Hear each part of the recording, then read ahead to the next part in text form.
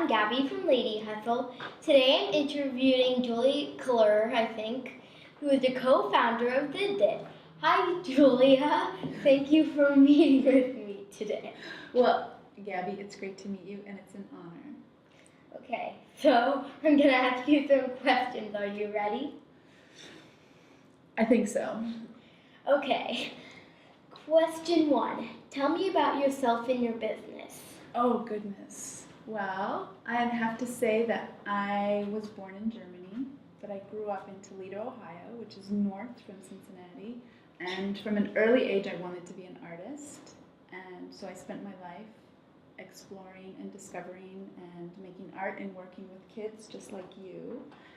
And I've always been inspired by that. I'm always inspired by ideas of kids and how you guys learn and how you guys play and grow. And so from there, that's where I got the idea to create Zid Zid. That's really interesting story. Question 2.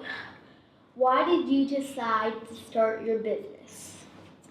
Well, because I decided to start the business because I wanted to make a difference for parents and for kids. I wanted to give them opportunities that they might not have. Because what we focus on is learning a second language.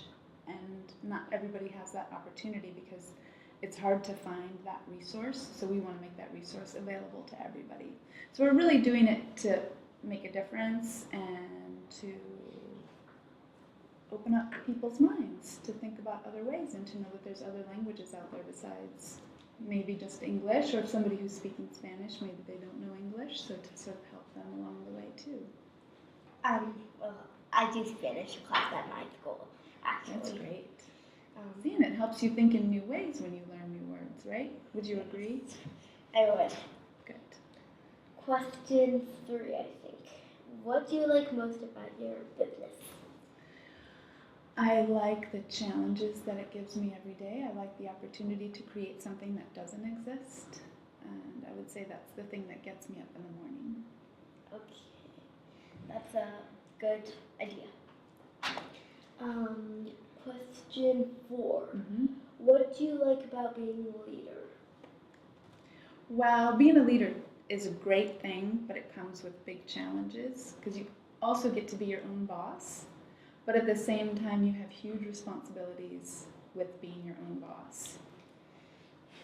And so I like that freedom of being my own boss because I get to make my own schedule, I get to make my own decisions, and that's sometimes a really nice feeling, but then you carry that weight. You can't blame somebody else for making those decisions or mistakes because they're all yours.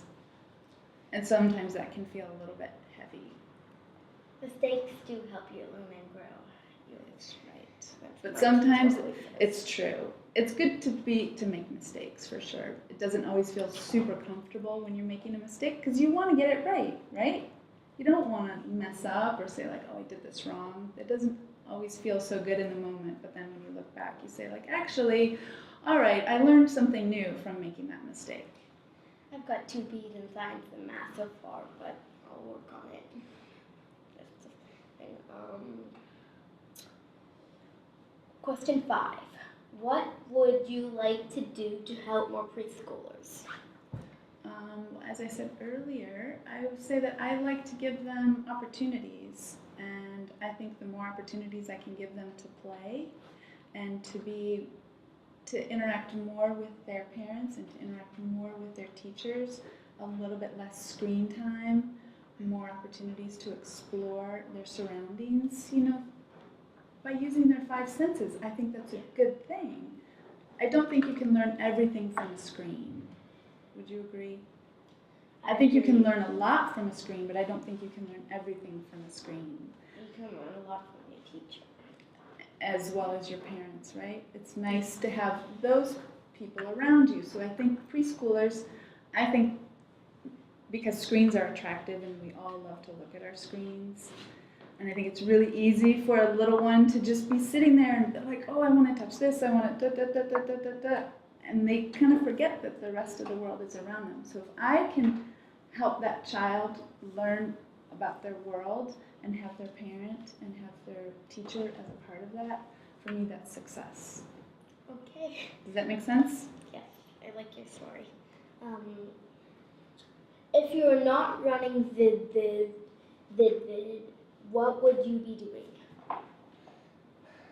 That's a tough question. Yeah, my dad made that one up. That's a good one. I think I would still be doing the same thing, which is I love working with kids, so I would continue working with kids, and I love traveling the world, and I love making art. So I would, those are my passions, and those are the passions that drive Zid Zid. If Zid Zid doesn't work out, I know my passions won't go away. Okay, so I like your story still. Good. I'd be in trouble if you didn't like it. But if you didn't like it, you can tell me that too. Yeah. Question 7. What kinds of things were you interested in when you were a kid?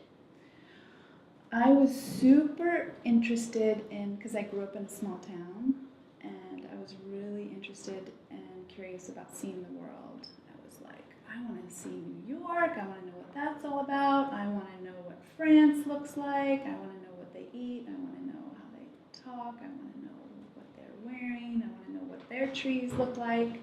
So that was one of my early passions, was travel, and then I always loved to draw. And read too. So your passions are being a good artist and helping others learn other languages. Yep. You got it. Question 8. What advice do you have for young girls who want to start their own business? I was hoping you would ask that question. And I might have a lot to say, but I know it's a short interview and I know you're a busy entrepreneur, so I won't keep you all day. You can say like 2 things about it at least. Well, I know that there's this idea, and you'll hear that all the time, of like, follow your passion, right? You hear that a lot. And I think that's important, but I also think that there's a step before you find your passion. And I think that important step is curiosity. And a young girl, she might say like, well, I don't know what my passion is, because she's forgetting the part to be curious. I think it's important to follow your curiosity first, to always be looking, say like, well, maybe I don't know what I want to do, and that's okay to not know, but the more you look and the more you ask questions, that is an important piece of it. I think always being curious, and maybe you too, you might always have a lot of questions, and I think that's a really important part of following that passion and following your journey. And the other thing that I think is important is trusting your gut. You maybe have heard that before, maybe you know what it means or maybe not. But trusting your instincts? Yep. It's like knowing that deep inside, like, oof, this feels really right. Or, wait a minute, this doesn't quite feel right. I think those are the 2 things that are really important in being able to follow your dreams and to becoming an entrepreneur. And the third thing is being uncomfortable with not knowing all the answers. Because as we said, there's a lot of mistakes along the way. So some people, I say like, ooh, it feels really uncomfortable to kind of do things differently. No one else is kind of doing it or thinking that way. And maybe that feels too awkward. I just want to have like a job and someone tell me what to do. And that way I don't have to worry about making a mistake or, trying to figure things out. So I think you have to be uncomfortable with not knowing everything. Those 3 things. Okay. So the last one is a silly one. All right, bring it on. If you were a pizza, what kind would you be and why? What kind of pizza?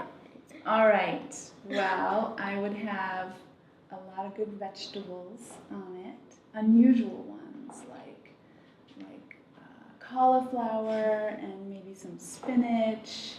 And so I would have a mixed up vegetable pizza with something spicy on top. How about that? It's really fun. Thank you for meeting with me today. This is Gabby White from Lady Hustle. You can learn more about my business at ladyhustle.com. Don't forget to check out my t-shirt. Thanks for watching.